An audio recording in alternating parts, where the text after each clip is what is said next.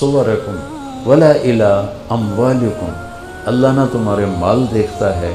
نہ تمہارے پیسے کو، نہ تمہاری شکل کو دیکھتا ہے، ولیکن ینظر الی قلوبکم واعمالکم، اللہ تمہارے دل دیکھتا ہے اور تمہارے عمل دیکھتا ہے۔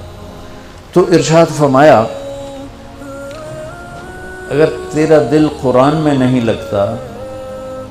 کتنے لوگ ہیں زندگی بھر قرآن اٹھا کے بھی نہیں دیکھتے، بس مردوں کے لیے رکھ دیا ہے، مولوی صاحب آ جائے ختم پڑھ چھڑے، محرم میں کوئی حافظ بٹھا دیتے ہیں قبروں پہ، جا بھائی ساڑے پیو دی قبر تے قرآن پڑھتے ہیں، آپ کو واللہ پڑھن دی توفیق نہیں ہوندی تو حافظہ میں جا کے بھایا ہوں۔ محرم میں جاتے ہیں نا، ایک رسم ہے، اچھی رسم ہے، قبریں تازہ ہو جاتی ہیں، کچھ بزرگوں کے لیے ایصال ثواب ہو جاتی ہے۔ تو کتنے لوگ ہیں سال ہر سال گزر جاتے ہیں قرآن اٹھا کے نہیں دیکھتے، ایک رگ تو پوری بند ہوتی،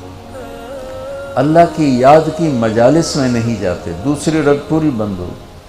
تنہا بیٹھ نہیں سکتے، گھبرانے لگتے ہیں، کبھی ٹی وی آن کرتے ہیں، کبھی موبائل آن کرتے ہیں، حالانکہ وہ تنہائی اللہ سے بات کرنے کا وقت ہوتا ہے۔ تو بھائیو، اس مردہ دل کے ساتھ کوئی مر گیا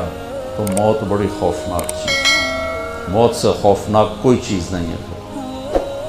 اور زندہ دل لے کر اگر موت آ گئی تو موت سے خوبصورت کوئی تحفہ نہیں، اس سے خوبصورت کوئی پیغام کوئی نہیں۔